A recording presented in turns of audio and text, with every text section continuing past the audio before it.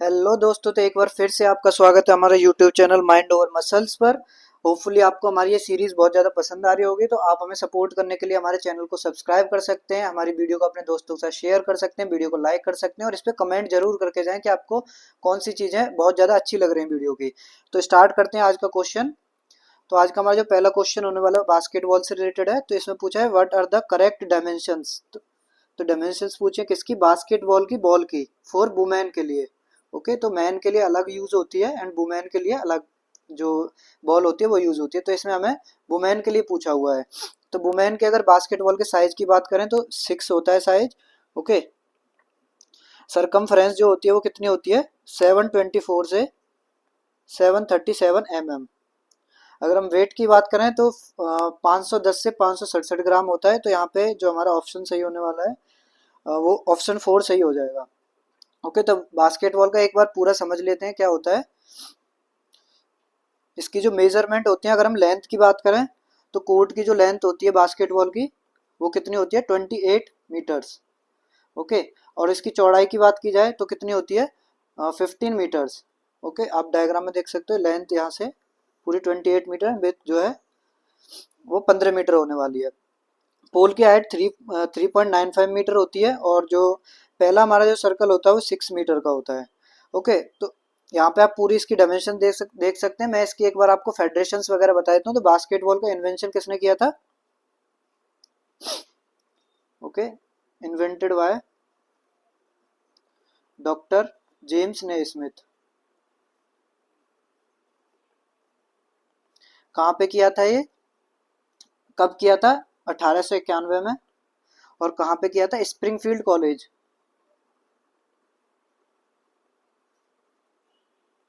कहाँ पे ये कॉलेज, यूएसए।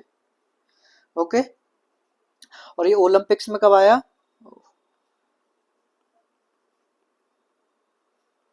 ओलंपिक्स की अगर बात करें तो मेंस जो बास्केटबॉल आया था वो आया था 1936 में।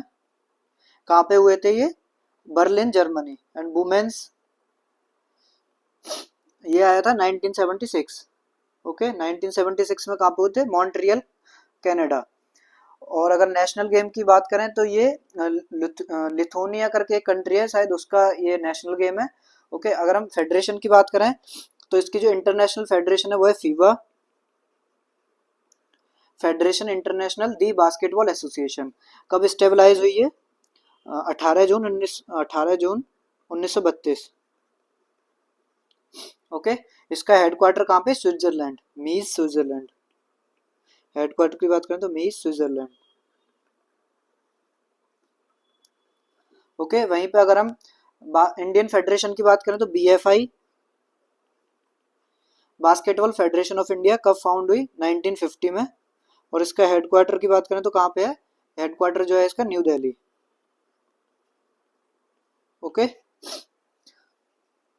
अगर हम बात करें कि इसमें टोटल नंबर ऑफ प्लेयर्स कितने होते हैं,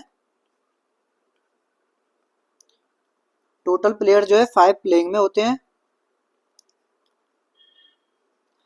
ओके, और 5 एक्स्ट्रा प्लेयर होते हैं इसमें। अगर कोर्ट की लेंथ और ब्रेथ की मैं बात कर चुका हूँ, यहाँ पे सेंटर सर्कल जो होता है ये वाला, इसकी जो रेडियस की बात करें तो 1.80 मीटर। ओके, अगर पूरी की बात करें 3.60 मीटर जो डायमीटर होता है। अगर ड्यूरेशन की बात करें गेम के, ड्यूरेशन जो है होती है इसकी 10-2-10, 15-10, देन 15 का पहले 10-2-10।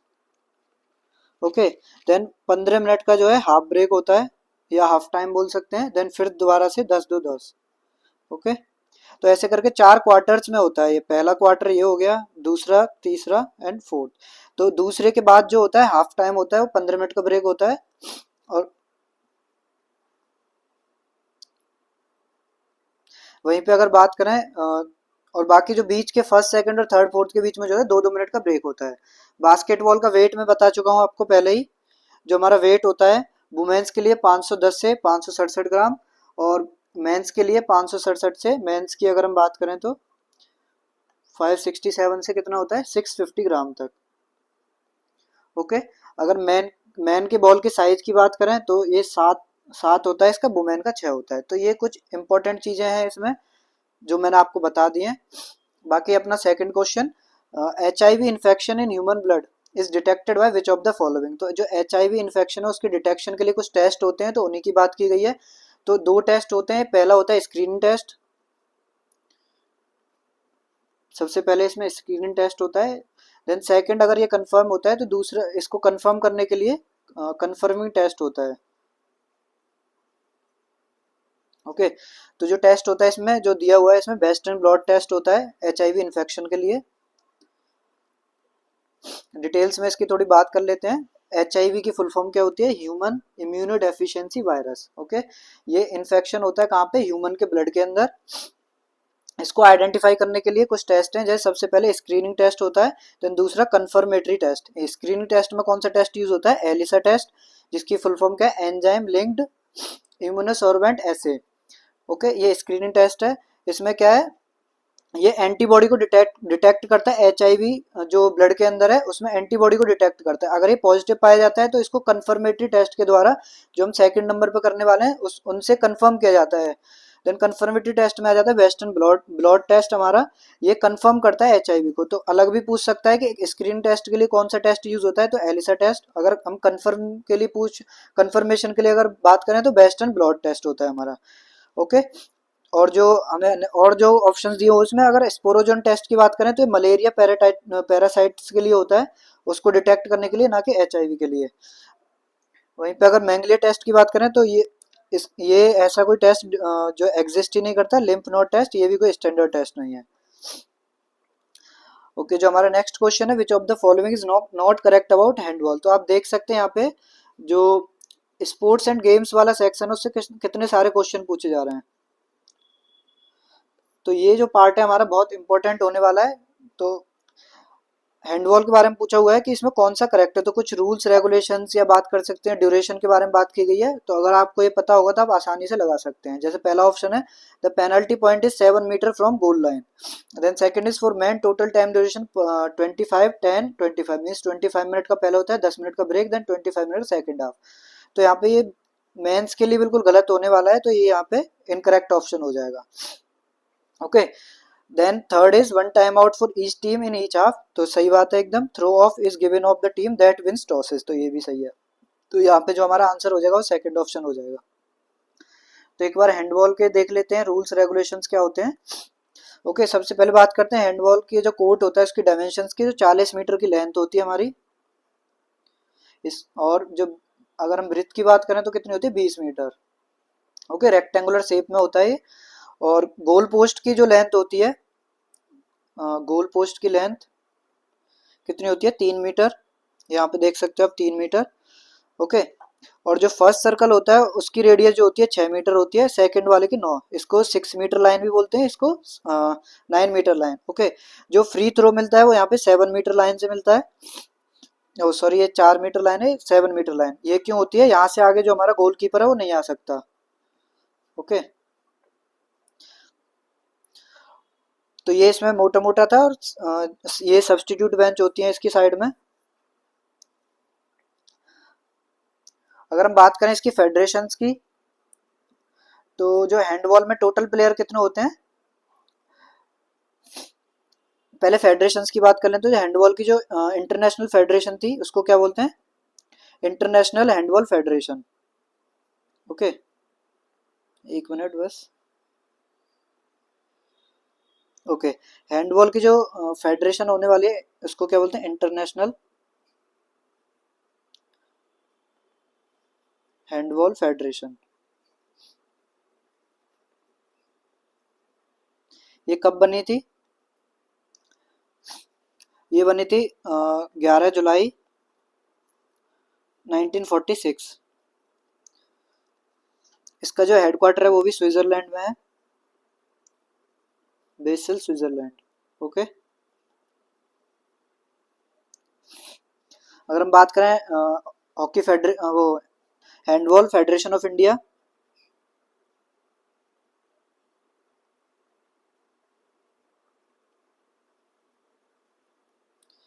फेडरेशन ऑफ इंडिया ये कब बनी है हमारी?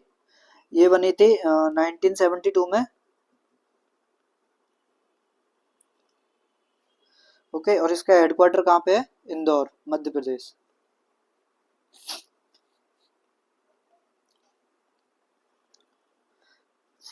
ओके, अगर अगर हम इंडिया में हैंडबॉल के फाउंडर की बात करें तो वो कौन था? Jagat Singh Lohan.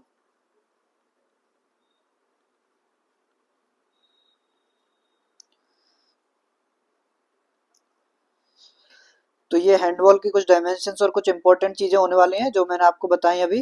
Then next question जो हमारा होने वाला है, तो यहाँ पे ये रूल्स मैं आपको बता चुका हूँ। जो पेनल्टी पॉइंट होता है 7 मीटर दूर होता है गोल लाइन से। और मेंस की जो डायमेंशन ड्यूरेशन की बात करें तो 30 मिनट का पहला हाफ होता है, उसके बाद 10 मिनट का ब्रेक होता है, 30 मिनट का सेकेंड हाफ। और हर टीम को एक टाइम आउट मिलता है हर हाफ में। ओके, और थ्रो अप दिया जाता है जो टीम टॉस जीतती है। तो ये चारों चीज होने वाली है हमारी। देन इसके बाद नेक्स्ट क्वेश्चन फ्रैक्चर से रिलेटेड है, जो कि बहुत ही इंपॉर्टेंट टॉपिक होने वाला है। When fracture is associated with injury of some vital organs, okay, such as major blood vessels, spleen, liver, kidneys and spinal cord nerves and brain, it is known as। तो जब यहाँ पे पूछा गया कि फ्रैक्चर जो है, फ्रैक्चर तो हो ही रहा है, साथ में जो हमारे वाइटल ऑर्गन्स है उनको भी इंजर्ड कर रहा है, तो वो फ्रैक्चर कौन सा होगा? तो फ्रैक्चर कौन सा होगा हमारा? Compound fracture. ओके, देख लेते हैं एक बार टाइप्स ऑफ फ्रैक्चर्स के बारे में। तो ट्रांसवर्स फ्रैक्चर क्या है? जो हॉरिजॉन्टल फ्रैक्चर होता है। देन लीनियर फ्रैक्चर में वर्टिकल लाइन है। Oblique non displaced oblique type की जो फ्रैक्चर होता है। देन ऑब्लिक अगर डिस्प्लेस की बात करें तो कंप्लीटली बोन जो है डिस्प्लेस हो जाती है। वहीं पे स्पाइरल फ्रैक्चर जो है स्ट्रेस की वजह से होता है, ट्विस्टिंग फोर्स की वजह से। ओके, ग्रीन स्टिक फ्रैक्चर क्या है? स्लाइटली जो है बोन जो है बेंट हो जाती है। ये किस में देखने को मिलता है? ज्यादातर चिल्ड्रेंस में, छोटे बच्चों में। और कम्युनेटेड फ्रैक्चर क्या होता है? सेटर्ड हो जाती है बोन। सेटर्ड मीन्स बहुत सारे टुकड़ों में, सेवरल पीसेज में। ओके, सेवरल पीसेज में। डिटेल्स में इसकी बात कर लेते हैं। फ्रैक्चर क्या होता है? फ्रैक्चर होता है break in the continuity of bone. Okay, जो बोन की कंटिन्यूटी है उसमें ब्रेक आ जाना, या एक किसकी वजह से हो सकता है? एक्सटर्नल फोर्सेज की वजह से हो सकता है। एक्सटर्नल फोर्स की वजह, किसी डिसीज की वजह से, या रिपीटेड स्ट्रेस की वजह से। फ्रैक्चर को हम दो ब्रॉड टर्म में क्लासिफाई कर सकते हैं। पहला हो गया हमारा क्लोज्ड फ्रैक्चर, जिसको सिंपल फ्रैक्चर ही बोलते हैं। ओपन को ही कंपाउंड फ्रैक्चर। ओके, देख लेते हैं एक एक करके। सिंपल फ्रैक्चर क्या होता है? बोन ब्रेक होती है बट इसमें वो स्किन को इफेक्ट नहीं करती, मीन्स स्किन से बाहर नहीं आती बोन। सॉफ्ट टिश्यू जो है इंटैक्ट रहते हैं उसमें, उनको कोई हार्म नहीं होता सॉफ्ट टिश्यूज को हमारे। लो इन्फेक्शन रिस्क होता है इसमें। एग्जाम्पल जैसे रिस्ट फ्रैक्चर हो सकता है। अब कंपाउंड फ्रैक्चर की बात करें जो कि ओपन फ्रैक्चर होता है, इसमें क्या होता है? बोन जो है टूट के स्किन से बाहर आ जाती है, या वो डैमेज कर सकती है मसल को, ब्लड को, वेजल्स को, या और दूसरे ऑर्गन्स को। हाई रिस्क ऑफ इन्फेक्शन होता है इसमें, क्योंकि दूसरे ऑर्गन्स को भी जाके इम्पैक्ट कर रही है।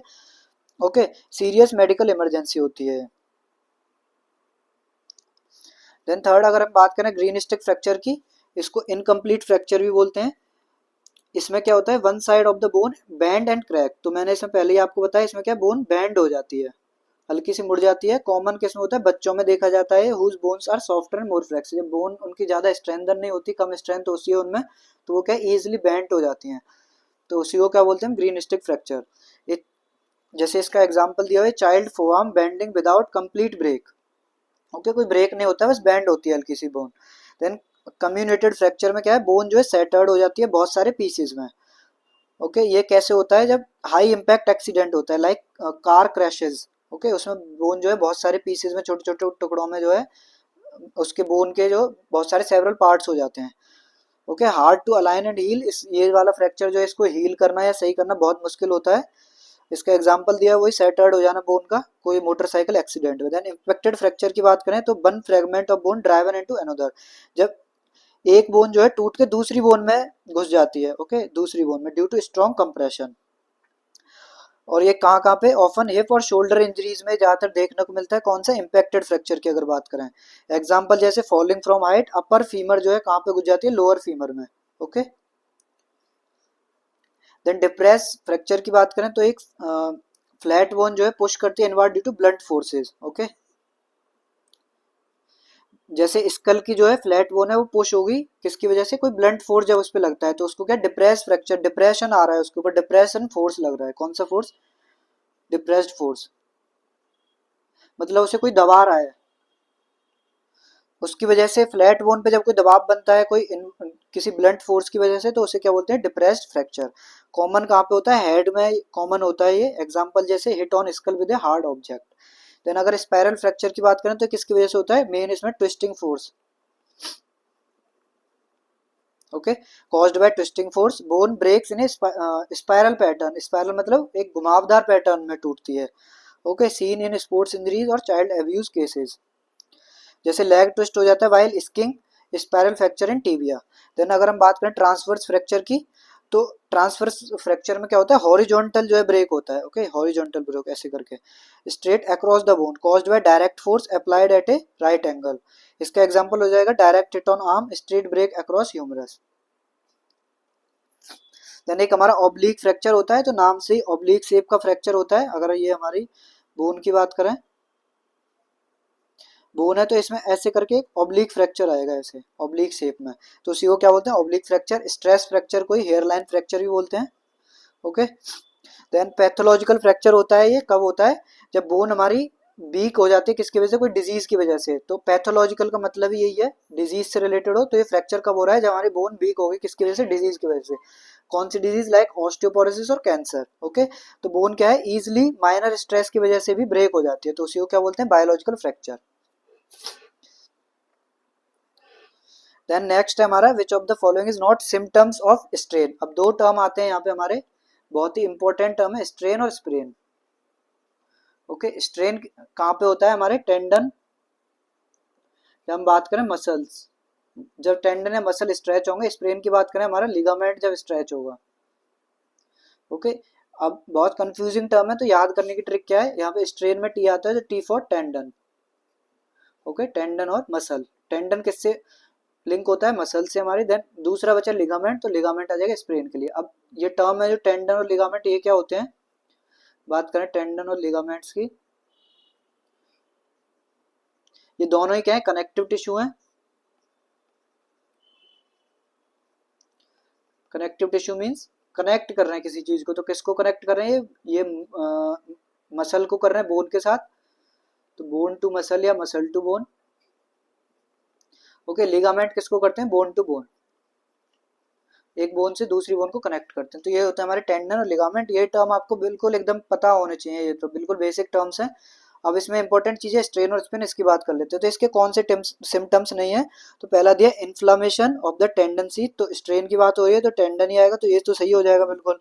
Then synovial membrane in the joint cavity is damaged. Then spasm at the site of muscle, यहाँ पे भी मसल की बात आ गई, तो ये भी सही हो जाएगा। Then loss of strength in the injured limb, तो स्ट्रेन और स्प्रेन हो तो लॉस ऑफ स्ट्रेंथ तो आएगा ही, तो ये तीन ऑप्शन तो बिल्कुल करेक्ट हो जाएंगे, पहला, तीसरा और चौथा। तो इसमें नॉट करेक्ट पूछा है, तो कौन सा हो जाएगा, सेकंड, ओके।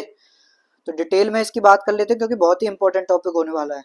तो यहाँ पे आप डायग्राम में देख सकते हो, ये हमारी मसल है, ओके, और ये क्या है, हमारा टेंडन, किससे लिंक कर रहा है इसको, बोन के साथ, ओके। ये बोन हो गई, ये क्या हो गया हमारा टेंडन, और ये हो गई यहाँ पे हमारी मसल, ओके। तो ये यहाँ पे आप देख सकते हो, ये स्ट्रेच हुआ या ब्रेक हुआ है, ये यहाँ पे हमारा टेंडन, तो ये क्या है, हमारा स्ट्रेन, ओके। यहीं पे अगर हम लिगामेंट्स की बात करें, तो ये एक बोन, ये दूसरी बोन, ओके।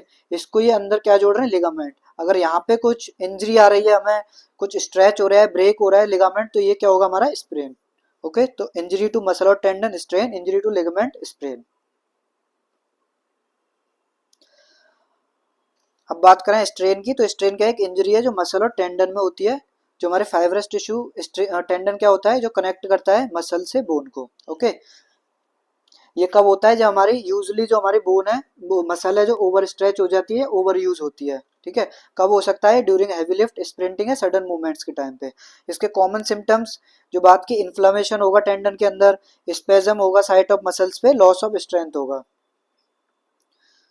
ओके। अब इसका सिम्टम्स कौन सा नहीं है, synovial membrane the joint cavity is damaged, ये किसमें होता है, स्प्रेन में, तो इसलिए ये इसका इनकरेक्ट ऑप्शन हो जाएगा। तो समझ लेते हैं सारे कॉज सिम्टम्स इसके क्या होता है। स्ट्रेन की हम बात कर चुके हैं। स्ट्रेन कहाँ होता है, हमारे टेंडन्स में होता है। टेंडन्स क्या होते हैं, जो मसल से बोन को कनेक्ट करते हैं। कॉजेज क्या होते हैं इसके, हैवी लिफ्टिंग, क्विक एक्सीलरेशन या डी एक्सीलरेशन, एकदम से जब हम स्प्रिंट लगाते हैं तब भी हो सकता है। अगर हम प्रॉपर वार्म अप नहीं करते हैं तब भी हो सकती है इंजरी। ओवर यूज या फटीग की वजह से भी हो सकती है। सिम्टम्स की बात करें तो क्या होता है, पेन या tenderness at the muscle site, then swelling या इन्फ्लेमेशन हो सकती है। और क्या हो सकता है, मसल में स्पेजम या क्रैम्प आ सकते हैं। लिमिटेड मूवमेंट हो जाएगी, जो मूवमेंट जो है कम हो जाएगी, यहाँ पे रेंज ऑफ मोशन डिक्रीज हो जाएगा। वीकनेस और loss of strength. Types of strain की बात करें तो तीन तरीके के होते हैं, दोनों ही स्प्रेन और स्ट्रेन। सबसे पहला ग्रेड 1 जिसको माइल्ड स्ट्रेन भी बोलते हैं हम, ग्रेड 2 को मॉडरेट एंड ग्रेड 3 को सीवियर। अब ग्रेड 1 में क्या होता है, small number of muscle fibre over stretch होते हैं, इसमें माइनर पेन होता है, नो लॉस ऑफ स्ट्रेंथ। तो इस जब हमें पहली ग्रेड वाला स्ट्रेन जब होता है तो हम इस कंडीशन में क्या है, हल्का फुल्का वर्कआउट भी कर सकते हैं, ठीक है, एक्सटर्नल हेल्प से। अगर हम ग्रेड 2 की बात करें, इसमें क्या है, पार्शियल टीयर हो जाता है मसल फाइबर्स का, इसमें पेन ज्यादा होता है, स्वेलिंग भी होती है और मूवमेंट जो है कम हो जाती है। यहाँ पे लॉस ऑफ स्ट्रेंथ नहीं हो रहा था, यहाँ पे मूवमेंट रिड्यूस हुई है, मींस लॉस ऑफ स्ट्रेंथ भी हुआ है। अगर हम सीवियर केस की बात करें तो यहाँ पे कंप्लीट रप्चर हो जाता है मसल और टेंडन्स का, severe pain, swelling, loss of function. यहाँ इसके बाद हम बिल्कुल ही जो है अपनी एक्टिविटी नहीं परफॉर्म कर सकते। ओके, ये इसके एग्जाम्पल है, जैसे पहले का slightly hamstring pull, quadricep strain and complete Achilles tear. Okay, इसके ट्रीटमेंट की बात करें तो बहुत ही पॉपुलर जो है प्राइस प्रिंसिपल है। पी फॉर प्रोटेक्शन या prevention, R for rest, ice compression for C and E for elevation. अब दूसरी जगह हम स्प्रेन की बात करें तो स्प्रेन क्या होता है, इंजरी टू लिगामेंट। लिगामेंट क्या होते हैं, कनेक्टिव टिश्यू हैं जो क्या करते हैं, बोन से बोन को जोड़ते हैं। ओके, इसके कॉजेज क्या हो सकते हैं, ट्विस्टिंग और rolling in the joint suddenly, falling या लैंडिंग ऑकवर्डली, गलत पोजीशन में गिर जाना, लैंड करना, उससे क्या होगा, स्प्रेन हो सकता है हमें। अनइवन सरफेस या पुअर फुटवियर की वजह से हो सकता है। सिम्टम्स क्या है, जॉइंट में पेन होगा, स्वेलिंग, इन्फ्लामेशन आएगी, और यहाँ पे कलर चेंज भी हो सकता है। ओके, ब्रूसिंग या discoloration, instability of the joint and loss of movement और स्टिफनेस। तो लॉस ऑफ मूवमेंट दोनों में आएगा। टाइप की बात करें तो सेम चीज है, ग्रेड 1, ग्रेड 2 और ग्रेड 3। ओके, ग्रेड 1 में क्या हो रहा है, लिगामेंट स्ट्रेच हो रहे हैं, बस टॉर्न नहीं हो रहे वो। यहाँ पे क्या है, माइक्रोस्कोपिक डैमेज है, और इस कंडीशन में वर्क जो एक्टिविटी को हम परफॉर्म कर सकते हैं। ओके, ग्रेड 2 की बात करें, पार्शियल टीयर लिगामेंट, यहाँ पे बहुत ज्यादा जो है मूवमेंट का लॉस होता है, और इस कंडीशन में भी हमें अपने वर्क को जो एक्टिविटी को रोक देना चाहिए। ग्रेड 3 की बात करें तो कंप्लीट रप्चर हो जाता है, यहाँ पे जॉइंट जो है अनस्टेबल हो जाते हैं। ओके, इस कंडीशन में तो बिल्कुल परफॉर्म ही नहीं कर सकते जो अपनी एक्टिविटी है। अब कॉमन साइट्स कौन सी हैं, जैसे एंकल हो गई हमारे, नी हो गई, रिस्ट और शोल्डर जॉइंट। ओके, ये लिगामेंट लिखे हुए हैं कहाँ कहाँ पे, कौन कौन से लिगामेंट में स्प्रेन जो है ज्यादातर होता है, और ये एग्जांपल्स हैं एक्टिविटीज के। ट्रीटमेंट सेम प्राइस प्रिंसिपल को फॉलो किया जाता है इसमें, protection, rest, ice compression and elevation. Next is which of the following is not correct. तो हमें एक हेपेटाइटिस वायरस है, हेपेटाइटिस। अब यहाँ पे बात करें, एक वर्ड है हेपा, अगर जहाँ पे भी हेपा वर्ड यूज होगा मीन्स लीवर से रिलेटेड बात हो रही है। ओके, जो हमारा ऑर्गन है लीवर से रिलेटेड कोई भी चीज हो रही है। अब यहाँ पे वायरस की बात की गई, मीन्स हेपेटाइटिस मीन्स हमारे लीवर में कुछ इन्फेक्शन हो रहा है, उसकी बात हो रही है। तो कौन सा करेक्ट नहीं है, हेपेटाइटिस बी वायरस को हम HBV लिखते हैं, तो बिल्कुल सही बात है हेपेटाइटिस बी को। हेपेटाइटिस ए की बात करें तो एपिडेमिक जॉन्डिस, और हेपेटाइटिस बी सीरम हेपेटाइटिस भी बोलते हैं इसको।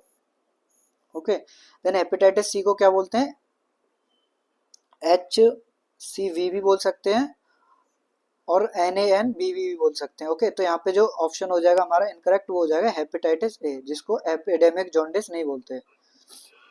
एक्सप्लेनेशन की बात करें तो यहाँ पे आप देख सकते हो हेपेटाइटिस ए कैसे होता है, ट्रांसमिटेड किसके द्वारा होता है, अगर हम कोई भी फूड या वाटर कंज्यूम करते हैं जो कि कंटामिनेटेड है तो उसके द्वारा हेपेटाइटिस ए होगा। मैं हेपेटाइटिस बी किसके, इन्फेक्टेड बॉडी के थ्रू ट्रांसमिट होगा। ओके, हेपेटाइटिस सी की बात करें तो डायरेक्ट कांटेक्ट से होगा ये हमें। हेपेटाइटिस डी डायरेक्ट कांटेक्ट और इन्फेक्टेड ब्लड से होगा।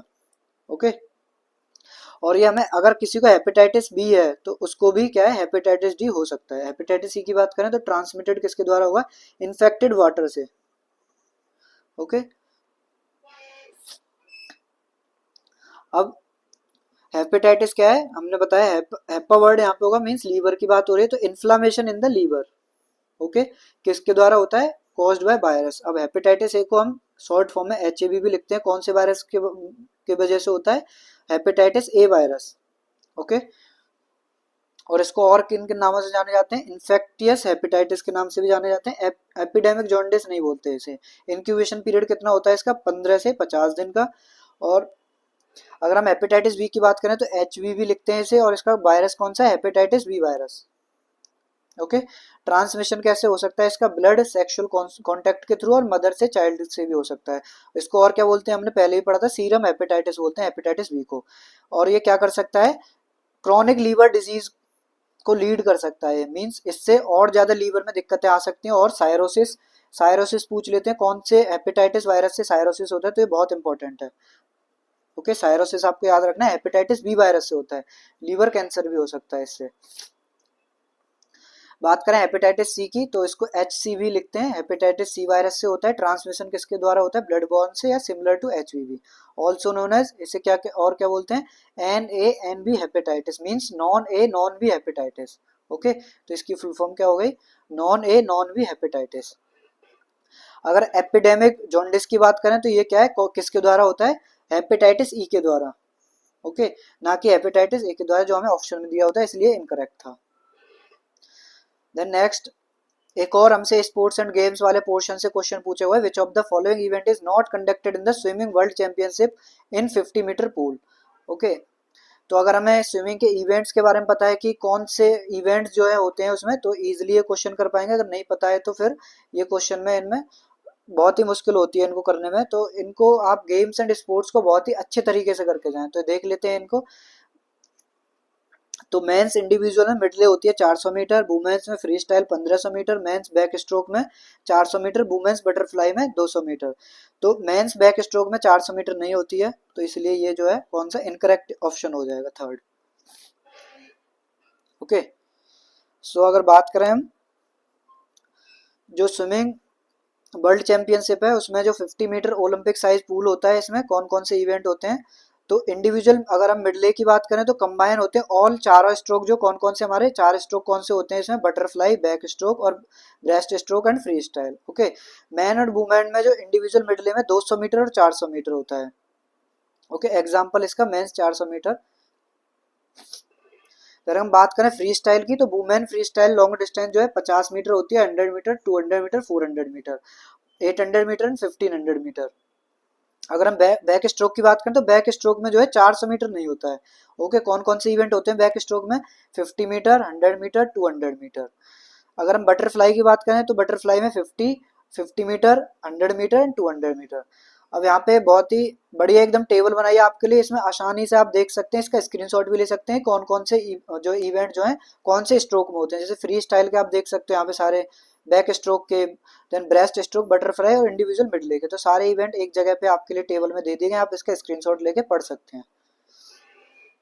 Okay, next is which of the following is not principle of sports training and conditioning. तो स्पोर्ट्स ट्रेनिंग के प्रिंसिपल्स पूछे हैं, तो इसमें जो हमारा पहला ऑप्शन है principle of scientific process. Okay, ये हमारा कोई भी प्रिंसिपल नहीं है स्पोर्ट्स ट्रेनिंग का। बाकी बात करें प्रिंसिपल ऑफ ओवरलोड, स्पेसिफिसिटी या एक्टिव पार्टिसिपेशन, या सारे जो है हमारे प्रिंसिपल्स होने वाले हैं। तो यहाँ पे आप देख सकते हो कौन कौन से प्रिंसिपल है, principle of progression, overload, then reversibility, over training and specificity. Okay, इनकी हम डिटेल में बात करने वाले हैं। तो स्पोर्ट्स ट्रेनिंग क्या है, एक सिस्टमेटिक और गोल ओरिएंटेड प्रोसेस है। Okay, systematic and goal oriented process जो किन पे बेस्ड है, सेवरल साइंटिफिक प्रिंसिपल्स पे बेस्ड है। अब ये प्रिंसिपल्स क्यों है, जिससे हम परफॉर्मेंस को मैक्सिमाइज कर सकते हैं और इंजरीज को जो है कम कर सकें। तो सबसे पहला ओवरलोड प्रिंसिपल होने वाला है। तो ओवरलोड प्रिंसिपल क्या कहता है, जब तक हम बॉडी पे स्ट्रेस नहीं डालेंगे, ओके, जब तक बॉडी पे ऑप्टिमम स्ट्रेस नहीं डालेंगे या उसकी लिमिट से अगर हम बाहर नहीं जाएंगे, तो जो है हमारी परफॉर्मेंस जो है इंप्रूव नहीं होगी। ओके, तो हमें ओवरलोड देना है, ऑप्टिमम लोड रखना है, ऑप्टिमम लोड रखना है जब बॉडी इसको अडाप्ट कर जाए। ओके, जब एडाप्टेशन हो जाएगी इसकी, तो हमें क्या करना है, लोड को जो है इंक्रीज करना है। ओके, दूसरा हम बात करें प्रिंसिपल ऑफ स्पेसिफिसिटी। तो स्पेसिफिसिटी क्या है, तो हमें स्पेसिफिक ट्रेनिंग करनी है। ओके,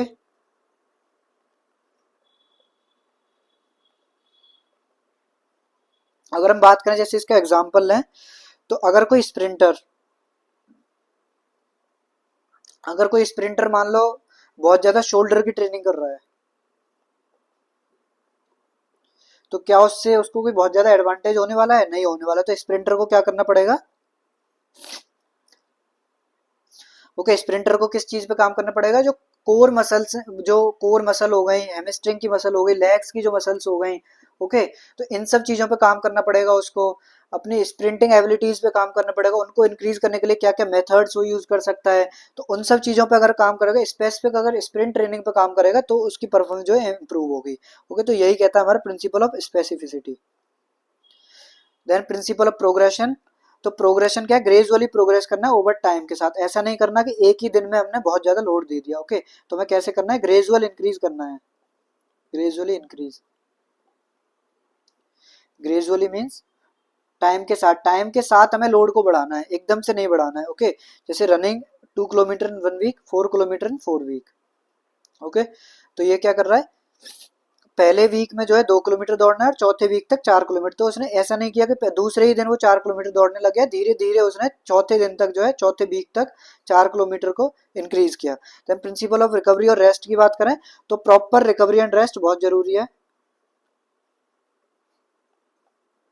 रिकवरी एंड रेस्ट किसके लिए? ऑप्टिमम परफॉर्मेंस के लिए। ओके, अगर हम प्रॉपर रेस्ट एंड रिकवरी नहीं देंगे तो क्या है, मसल जो है हमारी क्या नहीं हो पाएंगे, रिकवर नहीं हो पाएंगे प्रॉपरली, और वो जो है हमारी परफॉर्मेंस जो है वो बढ़ने की जगह क्या होगी, डिक्लाइन होने लग जाएगी। ओके, तो हमें एडिक्वेट रेस्ट और रिकवरी प्रोवाइड करनी है अगर हमें परफॉर्मेंस को इम्प्रूव करना है। Then principle of reversibility. Principle reversibility क्या कहता है? जो हमने गेन्स किए हैं अगर हम प्रैक्टिस बंद कर देंगे, रेगुलर प्रैक्टिस नहीं करेंगे, प्रैक्टिस या ट्रेनिंग नहीं करेंगे, तो क्या होगा, हम अपने जो गेन्स किए हैं उनको लॉस्ट कर देंगे। ओके, तो क्या हो जाएंगे, गेन्स जो है वो लॉस हो जाएंगे अगर ये काम हम नहीं करते हैं तो। Okay, then principle of individual difference. Individual difference क्या कहता है? हर एक इंडिविजुअल एक दूसरे से अलग है, तो क्या करना है हमें, इंडिविजुअल अलग अलग इंडिविजुअल के हिसाब से अलग अलग ट्रेनिंग बनानी है। ओके, तो कैसे कैसे इंडिविजुअल अलग हो सकता है? एज के हिसाब से, जेंडर के हिसाब से, उसके फिटनेस लेवल के हिसाब से, जेनेटिक्स के हिसाब से, गोल के हिसाब से। तो हमें इंडिविजुअल डिफरेंसेस को ध्यान में रख के उसकी ट्रेनिंग को प्लान करना है। तो ये क्या कहता है? प्रिंसिपल ऑफ इंडिविजुअल डिफरेंस या variation. Then principle of frequency, intensity and duration. तो हमें कितनी फ्रीक्वेंसी रखनी है, मींस कितनी बार ट्रेन करना है, इंटेंसिटी क्या रखनी है, कितने एफर्ट लगाने हैं, और ड्यूरेशन मींस कितनी देर तक ट्रेनिंग करनी है। ये सारी चीजें हमें प्रॉपर प्लान करनी है, उसके बाद ही हमारी परफॉर्मेंस जो है इंप्रूव हो पाएगी। Then principle of active participation. Okay, तो एथलीट को क्या है, एक्टिवली पार्टिसिपेट करना है ट्रेनिंग के अंदर। ऐसा नहीं कर सकते कि एक दिन ट्रेनिंग की उसके बाद फिर छोड़ दी, फिर ट्रेनिंग कर ली, तो एक्टिवली उसे रेगुलर ट्रेनिंग करनी है। Then principle of variation. तो ट्रेनिंग जो है मोनोटोमस ना हो, उससे बचाने, उसको प्रिवेंट करने के लिए क्या है, हमें ट्रेनिंग में लगातार जो है वेरिएशंस लाने पड़ेंगे जिससे प्लेटो ना आए। Okay, preventing plateau and over training. Plateau क्या होता है? ट्रेनिंग का जो है, जो परफॉर्मेंस बढ़ती नहीं, एक ही जगह पे रुक जाती है परफॉर्मेंस, जब इंक्रीज ना हो तो उसको क्या बोलते हैं, प्लेटो। ओके, इसके लिए क्या कर सकते हैं, हम साइकिल्स बना सकते हैं, या बोल सकते हैं पीरियडाइजेशन टेक्निक यूज करते हैं,